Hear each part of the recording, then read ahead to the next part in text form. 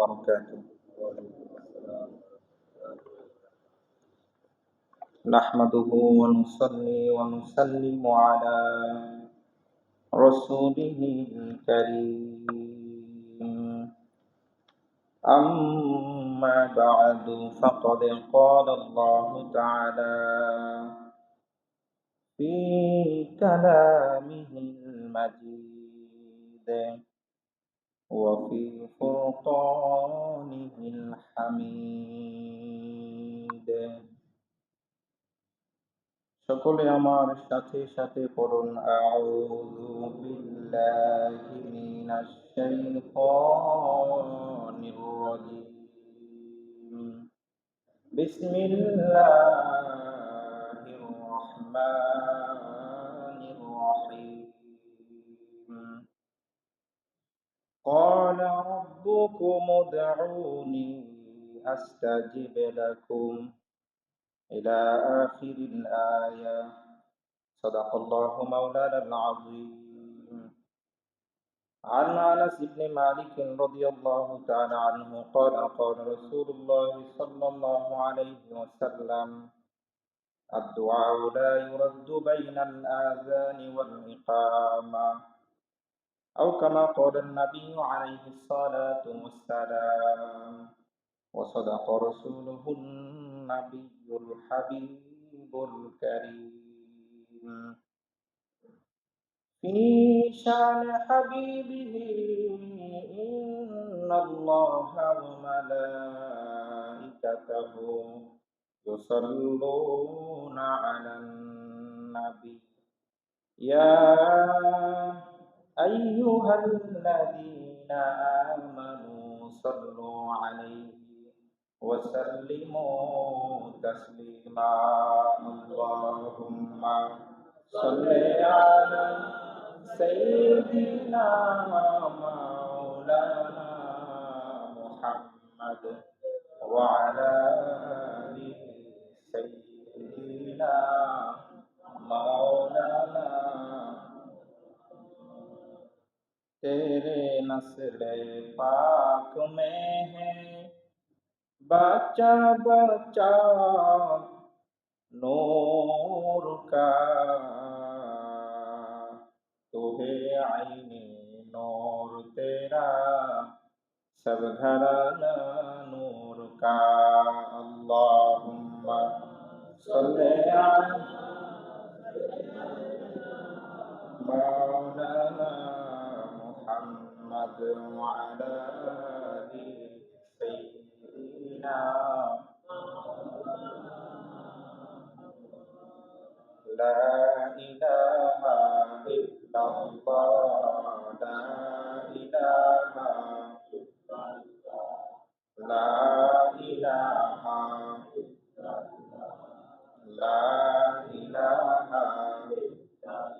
জান্নাতের ওই হুরপুরীরা করছে ওই নাম সাধনা। লা ইলাহা লা ইলাহা লা ইলাহা লা ইলাহা ইল্লাল্লাহু मुहम्मदुर रसूलुल्लाह सल्लल्लाहु अलैहि वसल्लम। जिसे चाहा दर पे बुला लिया, जिसे चाहा अपना बना लिया। ए बड़े करम है फैसले, ये बड़े नसीबों की बात है। बाला वल्लौला बिकमाली कशफत दुजा बिजमाली हसनत जमी खिसाली। सल्लु अलैहि वालिहि सल्लु अलैहि वालिहि अल्लाहुम्मा सल्लि व सल्लिम व बारिक। সম্মানিত উপস্থিতি, আজ পবিত্র জুমাদা সানি মাসের প্রথম জুমা। আমরা সর্বপ্রথম আল্লাহ পাক জাল্লা শানুর দরবারে লক্ষ কোটি শুকরিয়া আদায় করি যে আল্লাহ পাক রব্বুল আলামিন আমাদেরকে আগে ভাগে দুনিয়াবি চাই ঝামেলা থেকে পারেক করে আল্লাহর করে আসার এবং বসার তৌফিক দিয়েছেন। কয়েক মর্তবা জিকির এবং কয়েক মর্তবা আল্লাহ রসুলের শানে দুরূদ শরীফ পাঠ করার তৌফিক দান করেছেন। সেজন্য সেই মহিয়ান গরিয়ান সেই মহান রবের দরবারে আলিশান দরবারে শুকরিয়া আদায় করে পড়ি আলহামদুলিল্লাহ। আরো শুকরিয়া আদায় করি যে আল্লাহ পাক রব্বুল আলামিন আমাদেরকে বিনা দরখাস্তে বিনা আবেদনে আখির নবীর উম্মত হিসেবে কবুল করেছেন, শ্রেষ্ঠ উম্মতের মর্যাদা দিয়েছেন। সেজন্য আবারও দিল খুলে কালিমাতুর শুকুর আদায় করে পড়ি আলহামদুলিল্লাহ। আমরা গত জুমায় কথা বলেছিলাম যিকরুল্লাহ, আল্লাহর জিকির, আল্লাহর স্মরণ নিয়ে, এবং বলেছিলাম আমাদের অনেক আলোচনা আছে এই বিষয়ের উপরে। আমরা এই বিষয়ে ধারাবাহিক কথা বলবো। আল্লাহর স্মরণ, আল্লাহর জিকির।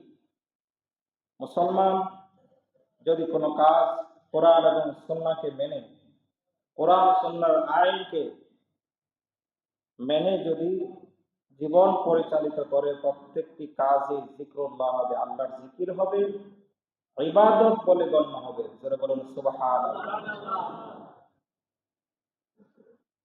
আল্লাহ পাক আমাদেরকে কোরআন সুন্নাহ মতে জীবন পরিচালিত করার তৌফিক দান করুন। আসুন, এই যিকরুল্লাহর একটা অংশ। আল্লাহর জিকির বলতে অনেক কাজকে বোঝায়, তার মধ্যে দোয়াও হচ্ছে আল্লাহর জিকির। দোয়া কি? আল্লাহর জিকির। আমরা অনেক সময় দোয়া করতে চাই না। দোয়া আপনি করেন, হাত তোলেন বা না তোলেন, কিন্তু দোয়া করতে বলবেন না। আর দোয়া মুখুল ইবাদত, দোয়া হচ্ছে ইবাদতের মগজ, ইবাদতের মূল। মানুষের ব্রেইন না থাকলে যেমন তাকে মানুষ বলে না, পাগল বলে। কি কথা বলেন, ঠিক না? এবং যাদের ব্রেইন নাই, ব্রেইন ডিফিট যারা, তাদের উপর শরীয়তের আইনও সাবেত হয় না। সুবহানাল্লাহ বলবেন না? এই জন্য আকল, এই ব্রেইনকে কাজে লাগাতে হবে। বলছিলাম দোয়া করতে হবে। দোয়া হচ্ছে ইবাদতের মূল, ব্রেইন, মগজ। ব্রেইন না থাকলে যেমন মানুষের কোনো দাম থাকে না। একটা পাগল যদি একটা সমাজে যায় বা একটা মিটিং এ যায়, তাকে দূর দূর করে সেখান থেকে তাড়িয়ে দেবে। এই কথা বলেন, ঠিক না? তাকে সমাজে গ্রহণ করতে চায় না, ভালো স্থান দিতে চায় না। ঠিক তেমনি ভাবে দোয়া হচ্ছে ইবাদতের মূল। আপনি আপনি ইবাদত করেছেন, নামাজ পড়েছেন। আপনি এখানে আমার অনেক বৃদ্ধ বাবারা আছেন, অনেকের 50 বছর আছে, আমার ভাইয়েরা আছেন। আপনারা 60 বছর 70 বছর ইবাদত করেছেন, অনেকে 50 বছর ইবাদত করেছেন, অনেকে 20 বছর ইবাদত করছেন। আপনারা যে ইবাদত করতেছেন, নামাজ পড়তেছেন, সেগুলি কবুল হয়েছে এরকম গ্যারান্টি দিতে পারবেন? আজকে ফজরের নামাজ আমরা আদায় করেছি আলহামদুলিল্লাহ। বলতে পারবেন না হুজুর আমার আজকে ফজরের নামাজটা কবুল হয়েছে? পারবেন? লক্ষ টাকা খরচ করে আল্লাহর ঘর আপনি জিয়ারত করে আসলেন, হজ করে আসলেন, নামের প্রথমে আপনাকে হাজি লাগানো হলো আল-হাজ। কিন্তু আপনার এই হজ কবুল হয়েছে কিনা কোনো গ্যারান্টি নাই। খরচ করে ফেলেছেন লক্ষ লক্ষ টাকা, ঠিক না? লক্ষ টাকা খরচ করে ফেলেছেন। হজ, আপনার এই হজ কবুল হয়েছে কিনা কোনো গ্যারান্টি নাই। দান করেছেন, কবুল হয়েছে কিনা গ্যারান্টি নাই। বরং হাদিস শরীফে আসছে হাশরের ময়দানে এমন অনেক দানবীর আছে যাদেরকে আল্লাহ তাআলা জাহান্নামে দিবেন। নাউজুবিল্লাহ পড়েন। সুতরাং ইবাদত কবুল হয়েছে কিনা গ্যারান্টি নাই। কিন্তু আপনি যদি আল্লাহর দরবারে হাত উঠায় বলেন, আল্লাহ আমি পাপী বান্দা, আমি অক্ষম, তোমার দেওয়া বিধি বিধান মতো আমি তোমার ইবাদত করতে পারি নাই, তুমি ভুল ত্রুটি ক্ষমা করে কবুল করে নাও। হাদিস শরীফে আসছে যখন বান্দা চোখের পানি ছেড়ে যখন আল্লাহর কাছে দোয়া করে, চোখের পানি যখন ছেড়ে দেয়, তখন আল্লাহ তাআলার কুদরতি অন্তরে জোশ পয়দা হয়, আল্লাহ তাআলার মায়া হয়, আল্লাহ তাআলা ওই বান্দার জীবনের সব গুনাহ খাতা মাফ করে দেন। সুতরাং দোয়ার প্রয়োজন আছে না? আমরা অনেক সময় দোয়া ফেলেই নামাজ পড়েই চলে যাই। দোয়া করবেন আল্লাহর কাছে। বলা হচ্ছে এই দোয়া হচ্ছে ইবাদত, আর এই দোয়া করার কিছু মুহূর্ত আছে যেই সময় দোয়া কবুল হয়। যেই সময় দোয়া কবুল হয়, দোয়া কবুল হওয়ার কিছু মুহূর্ত আছে, আমরা ওই সময়তে দোয়া করি না, যার কারণে আমাদের দোয়া আল্লাহ তাআলা আসমানে পৌঁছায় না। আল্লাহ রসুল তিরমিজি শরীফের 212 নম্বর হাদিসে বলছেন, ক্বালা রাসূলুল্লাহ সাল্লাল্লাহু আলাইহি ওয়াসাল্লাম, নবীজির নাম উচ্চারণ করলে সাল্লাল্লাহু আলাইহি ওয়াসাল্লাম করবেন। আপনারা একসাথে আবার বলবেন, ক্বালা রাসূলুল্লাহ সাল্লাল্লাহু আলাইহি ওয়াসাল্লাম, আদ-দুআউ লা ইউরাদ্দু বাইনাল আযানি ওয়াল ইকামা। আল্লাহ নবী বলেন, হে আমার উম্মতেরা শোনো, আদ-দুআউ লা ইউরাদ্দু, ওই দোয়াকে আল্লাহ তাআলা ফিরিয়ে দেন না, বাইনাল আযানি ওয়াল ইকামা, আযান এবং ইকামতের মধ্যে যে সময়টা রয়েছে, মুয়াজ্জিন যখন মাইকে ঘোষণা করে, আযান যখন দেয় আল্লাহু আকবার আল্লাহু আকবার, এই আযান দেওয়ার পরে আবার নামাজের আগে ইকামত দেন। কথা বলেন ঠিক না বেঠিক? এই আযান এবং ইকামতের মধ্যবর্তী সময় আল্লাহ তাআলার কাছে যে দোয়া আপনি করবেন, আল্লাহ পাক রব্বুল আলামিন সেই দোয়া কবুল করে ফেলবেন। আমরা ওই সময় দোয়া করি না। তারপর দুই খুতবার মাঝখানে দোয়া কবুল হয়। অনেকে দেখবেন দুই খুতবার মাঝখানে দোয়া করে। আপনি হাত উঠান বা হাত ফেলে রাখেন, দোয়া করবেন, আল্লাহর কাছে চাইবেন মনে মনে। দুই খুতবার মাঝখানে দোয়া কবুল হয়। ফরজ নামাজের পরে দোয়া কবুল হয়। সুবহানাল্লাহ বলবেন না? এই হাদিসটি বেশি প্রচলিত। এই দুই সময় দোয়া কবুল হয়। এটা সহিহ হাদিস।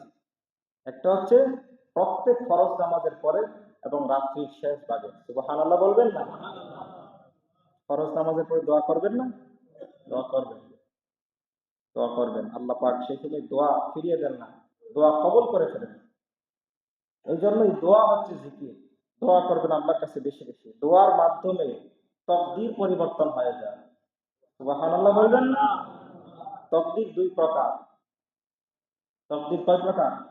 দুই প্রকার। এক প্রকার তকদির হচ্ছে যেটা একদম স্থির, যেমন মরণ। মরণ থেকে আপনাকে কেউ বাঁচাতে পারবে না। যত বুজুর্গ বান্দার কাছে যান, যত পীরের কাছে যান, যত বড় আলেমের কাছে যান, আপনাকে দোয়া করে মরণ থেকে বাঁচিয়ে দিতে পারবে? যত বড় ডাক্তার হোক, আপনাকে মরণ থেকে বাঁচাতে পারবে? পারবে না। দেখা গেল সমস্ত বডি চেক আপ করে দেখা গেল কোনো রোগ নাই, কিন্তু সেও মারা গেল। এটা মরণ রোগ।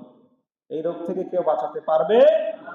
আল্লাহ পাক কোরআন কারিমে বলেছেন যে তোমরা মরণ থেকে পালানোর চেষ্টা করো, কিন্তু মরণ তোমাদের পিছে পিছে হাঁটতেছে, তোমাদের পাশে, তোমাদের সাথেই আছে। এক সেকেন্ডের কোনো ভরসা নাই। যে কোনো মুহূর্তে মরণ হয়ে যেতে পারে। এখানে বসেছেন, এখান থেকে আবার উঠে যেতে পারবেন, এটার কোনো গ্যারান্টি নাই। এই জন্য বলা হচ্ছে কাফা বিল মাউতি ওয়াইদুন, মরণের জন্য একটি ওয়াজই যথেষ্ট। হযরত আব্দুল কাদের জিলানী রাহমাতুল্লাহ আলাইহি তিনি ওয়াজ করছিলেন। একটা শ্রোতা আসলো, আসার পরে একটা কথা শুনলেন, শোনার পর আবার চলে গেলেন। ডাক দিলেন, হে আল্লাহর বান্দা, তুমি আসলা মাত্র আবার চলে যাচ্ছ, কারণ কি? বলছে যে আমার ওয়াজ হয়ে গেছে। সুবহানাল্লাহ বলবেন না? বললেন কি ওয়াজ?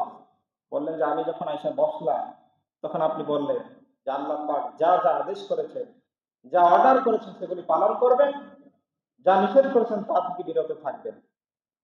আমার এতটুকু যথেষ্ট। এখানে যারা আছেন, আমরা এখন সবকিছুই জানি। এখন আলেম হতে হয় না। কোনটা হারাম, কোনটা হালাল সেটা আমরা জানি না। কি বলেন? এগুলো তো স্পষ্ট একদম। নামাজ পড়া কি ফরজ? নামাজ পড়া ফরজ। আপনি যা ইনকাম করেছেন, উপার্জন করেছেন, আপনার আপনার শ্রমের মাধ্যমে আপনি যা কিছু উপার্জন করেছেন, ইনকাম করেছেন, অর্জন করেছেন, সেগুলি আপনার জন্য কি হালাল। আরেকজনের হক মেরে দিলেন, সেটা কি হারাম। সবকিছু বোঝেন। চুরি করা কি হারাম, ডাকাতি করা, একজনকে মেরে ফেলা হারাম। সব জানি, কিন্তু মানতে হবে। মানলেই পরিপূর্ণ মুসলমান। জানার নাম মুসলমান নয়, মানার নাম হচ্ছে মুসলমান। কথা বলেন ঠিক না বেঠিক? মানতে হবে। বলছিলাম বেশি বেশি আল্লাহর কাছে দোয়া করবেন, দোয়ার মাধ্যমে তকদির পরিবর্তন হয়ে যায়। আল্লাহর এক বুজুর্গ বান্দা খোলা আকাশের নিচে বসে দোয়া করছিলেন ইন্দিলিং টাইমে। ওই সময় একজন বড় ধরনের সন্ত্রাস, ডাকাত, সে সন্ত্রাসী করতো, ডাকাতি করতো, মানুষকে অহরহ মেরে ফেলতো। যখন তার ভিতরে বুঝ আসলো, হাই রে, আমি যে কাজগুলি করি এগুলি তো ভালো না, এগুলি সব হারাম। সুতরাং আল্লাহর এক বুজুর্গ বান্দা এখানে বসে দোয়া করছেন, আমি তো পাপী, আমার এই পাপী মুখে দোয়া আল্লাহ তাআলা নাও শুনতে পারে। আমি ওনার পাশে, উনি যেহেতু দোয়া করছে, ওনার পাশে গিয়ে বসে যায়। ওনার পাশে গিয়ে বসে গেলেন। বসার পরে উনি হাত উঠে দিলেন। হাত উঠে চোখের পানি ঝরঝর করে ছাড়ছে। বুক তার বুক একদম ভেসে যাচ্ছে যে আল্লাহ, জীবনে অনেক পাপ করেছি, মাফ করে দাও, আর জীবনে গুনাহ করব না। এইভাবে দোয়া করতেছে। আর ওই বুজুর্গ বান্দা মনে মনে ভাবতেছে যে আমি কোথায় আর সে কোথায়। আমি আল্লাহর একজন বুজুর্গ বান্দা, আর সে একজন চোর ডাকাত, সে আমার পাশে একদম ঘেঁষে বসে গেছে। তিনি কি করলেন? অহংকার করলেন। বানানো কথা না, ওয়াকিয়া তাফসিরের মধ্যে আসছে। সে যখন অহংকার করলো, অহংকার করার কারণে আল্লাহ পাক রব্বুল আলামিন তার যে বুজুর্গীয়, তার যে দোয়া করার মুস্তাজাবুদ দাওয়া ছিল, সে তার দোয়া আল্লাহ কবুল করত। আল্লাহ তাআলা এই দোয়া কবুল করতে এবং তাকে একটা শান দিয়েছিলেন। সে যখন বাইরে বের হতো, রোদ থাকলে তার উপরে একমালা মেঘমালা এসে ছায়া দিত। সুবহানাল্লাহ বলবেন। এটা ওনার একটা মর্যাদা ছিল। তো তিনি যখন অহংকার করলেন, দোয়া শেষ করে যখন উঠে গেলেন, দেখা গেল যে ওনার উপরে যে মেঘমালা ছায়া দিত, সেটা ওই চোরের উপরে চলে গেছে। সুবহানাল্লাহ বলবেন। আল্লাহর কাছে আবার সিজদায় লুটিয়ে পড়লেন, আল্লাহ, আমার উপর মেঘমালা ছায়া দিত, এখন তো দেখতেছি এটা চোরের উপরে চলে গেছে। আল্লাহ পাক ইলহাম করলেন, আওয়াজ দিলেন গাইবে বলে, যে বললেন, হে আমার বান্দা, তুমি যে অহংকার করেছো, অহংকারের কোনো সুযোগ আমার দরবারে নাই। যে অহংকারী, তাকে আমি আল্লাহ তাআলা পছন্দ করি না। মানুষের অহংকার করা সাজে না। কিসের অহংকার? আপনি আজকে মরে গেলে কালকের ভিতরে আপনার কবর কমপ্লিট হয়ে যাবে। কথা বলেন না, ঠিক না? আজকে তুমি বাবা, কালকে তুমি দাদা, পরশু তোমার কবর হবে, কাফন হবে সাদা। কথা বলেন ঠিক না বেঠিক? এই জন্য অহংকার করা সাজে না। আল্লাহর বান্দা, বুজুর্গ বান্দা আল্লাহর কাছে যখন সিজদায় লুটিয়ে পড়লেন, আল্লাহ পাক বললেন, হে আমার বান্দা, ভুল করেছো, আমার কাছে তওবা করো। ওই চোর, সে না খানদান হতে পারে, না চিজ হতে পারে, গুনাহগার বান্দা হতে পারে, কিন্তু সে যখন আমার দরবারে এসে যখন সে হাত উঠিয়ে দিয়েছে, আমি রব্বুল আলামিন তার জীবনের সব গুনাহ খাতা মাফ করে দিয়েছি। আর তুমি অহংকার করার কারণে তোমার উপরে যে মর্যাদা আমি দিয়েছিলাম, সেটা তার উপরে ট্রান্সফার করে দিলাম। এখান থেকে দুইটা শিক্ষা। এক হচ্ছে দোয়া কখনো ছাড়া যাবে না, বেশি বেশি আল্লাহর কাছে দোয়া করতে হবে। দুই নাম্বার হচ্ছে অহংকার করা যাবে না। তো আসুন, এই দোয়া হচ্ছে আল্লাহর এক প্রকার জিকির, দোয়া করতে হবে। এরপরে ব্যবসা, সেটা আল্লাহর জিকির। সুবহানাল্লাহ বলবেন। বলবেন, হুজুর, ব্যবসা আবার আল্লাহর জিকির হয় কেমনে? ব্যবসার মাধ্যমে তো আমাদের পেট পালি, আমরা আমরা কামাই রুজি করি, সেগুলো আমরা ভক্ষণ করি, জীবন ধারণ করি, সেটা আবার জিকির হয় কেন? আপনাদেরকে শুরুতেই বলেছি, খুতবার শুরুতে, আল্লাহ পাক রব্বুল আলামিন মুসলমানকে এমন মর্যাদা দিয়েছেন, সে যদি কোরআন হাদিস মতে জীবন পরিচালিত করে, তাহলে তার প্রত্যেকটি আমলই জিক্রুল্লাহ, জিক্রে ইলাহি, আল্লাহর জিকির হয়ে যাবে, আল্লাহর ইবাদত হয়ে যাবে।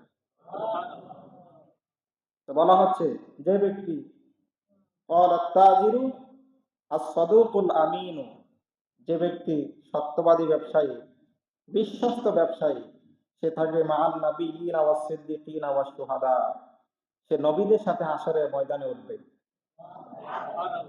আসতে বললেন কেন? জোরে বলেন।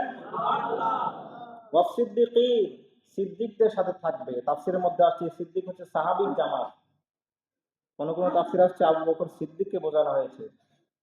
তো অধিকাংশ তাফসীরের মধ্যে আসছে সিদ্দিক বলতে সাহাবীদেরকে বলা হয়। সাহাবীরা মিথ্যা কথা বলতেন না। তিন নাম্বার ওয়াস শুহাদা, শহীদদের সাথে থাকবে। শহীদ কথাটা চারটিখানি কথা না। এখন তো আমরা কথায় কথায় শহীদ লাগিয়ে ফেলি। হ্যাঁ, দুই গ্রুপ মারামারি লাগছে, একজন মরে গেছে শহীদ। হাদিস শরীফ আসছে একজন মুসলমান আরেকজন মুসলমান দুইজন যখন মারামারি করে, মারা গেলে সেও জাহান্নামী, যে মেরেছে সেও জাহান্নামী। নাউজুবিল্লাহ বলে। আর এখন শহীদের মেলা। আল্লাহ তাআলা আমাদেরকে সহি বুঝ দান করুন। বলছিলাম যে শহীদ সাধারণ কথা না, আল্লাহর পথে জিহাদ করে প্রাণপণ যুদ্ধ করে এরপরে যখন গলা কাটা দেয়, তারপরে তার নামের সাথে শহীদ লাগে। আমির হামজা তিনি কি শহীদ? নবীজির সাহাবী, নবীজির চাচা আমির হামজা তিনি কি শহীদ? এরকম আরো অনেক শহীদ আছে। হানজালা রাদিয়াল্লাহু তাআলা আনহু তিনি কি শহীদ? ওনারা যুদ্ধের ময়দানে জিহাদ করে প্রাণপণ লড়াই করে ইসলামের জন্য, নিজের জন্য না, স্বার্থের জন্য না, ইসলামের জন্য জিহাদ করে এখানে শক্তি ব্যয় হয়েছে, নিজেদের শরীরের শক্তি ব্যয় হয়েছে, তারপরে সর্বশেষ ওনারা গলা কাটা দিয়ে শহীদ হয়েছে। বলা হচ্ছে যে ব্যক্তি বিশ্বস্ত ব্যবসায়ী হবে এবং সে সত্যবাদী ব্যবসায়ী হবে। আজকাল দেখা যায় যে আমরা ব্যবসা করতে গেলে হাজার হাজার মিথ্যা কথা, কি কথা বলেন ঠিক না? মিথ্যার ফাঁকি দিয়ে সত্য কয়টা কথা বলছে এটা খুঁজে পাওয়া যাবে না। তো হুজুর এটা কেনা দাম এত টাকা, আপনার বলা দরকার আছে কেনা দাম এত টাকা। আপনি 5 টাকায় জিনিসটা কিনে আপনি 100 টাকা বিক্রি করেন, সমস্যা নাই তো, এটা জায়েজ আছে। তো আপনি যখন বললেন যে হুজুর কেনা দাম এত টাকা, তখন এটা আপনি মিথ্যা কথা বলার মাধ্যমে আপনার ব্যবসাটাকে হারাম করে দিলেন। নাউজুবিল্লাহ বলে। হাজার হাজার মিথ্যা। তারপরে ওজনে অনেক সময় আমরা কম দেই, ওজনে যারা কম দেয় হাসরের ময়দানে তারা জান্নাতে দেখাও পাবে না। ছিল এটা ব্যবসা, ছিল এটা সুন্নত, ছিল এটা জিক্রুল্লাহ, আল্লাহর জিকির ইবাদত ছিল, আপনি সেটাকে নষ্ট করে দিলেন।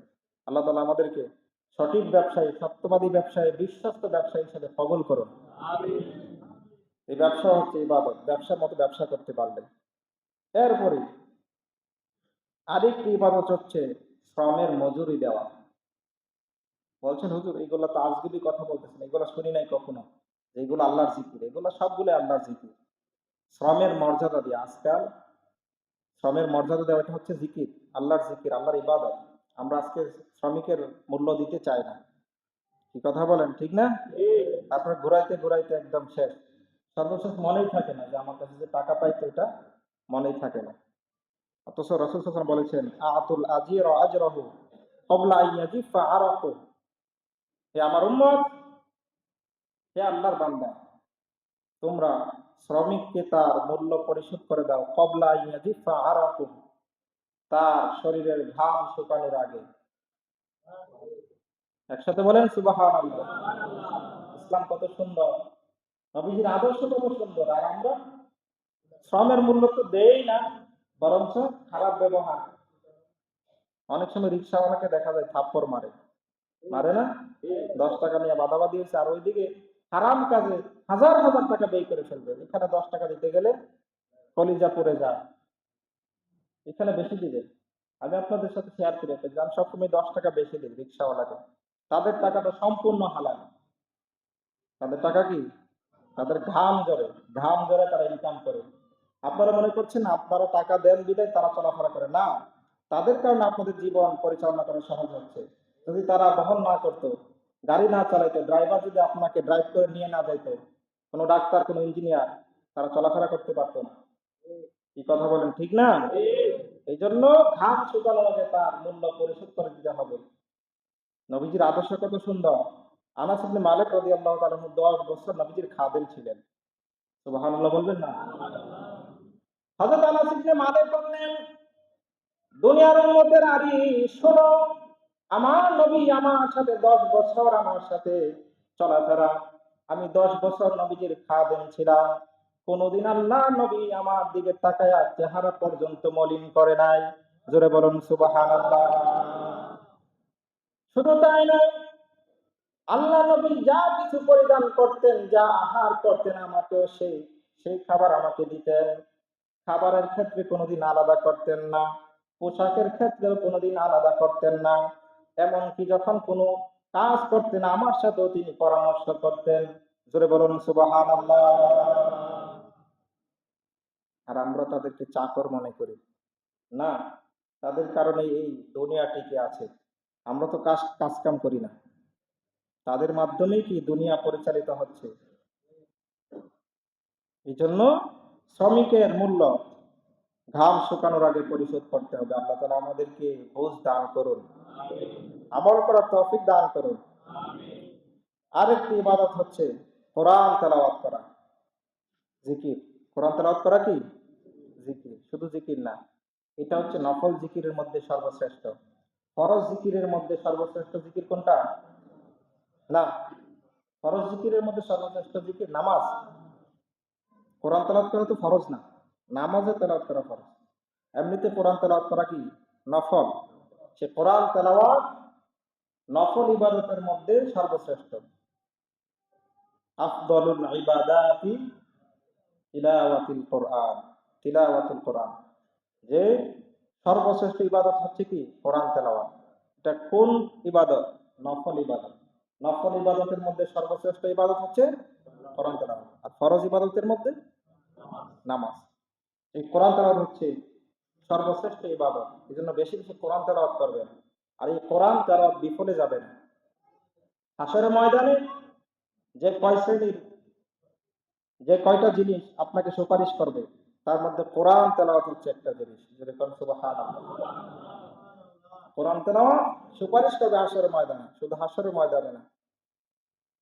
ইমাম গাজ্জালী রাহিমাহুল্লাহ তিনি বলেছেন, ওনার কিতাবে উনি লিপিবদ্ধ করেছেন, যে যখন একটা বান্দা মারা যায়, মারা যাওয়ার পরেই কোরআন তেলাওয়াত একটা আকৃতি ধারণ করে তার সঙ্গী হয়ে যায়, সাথী হয়ে যায়। সুবহানাল্লাহ বলবেন।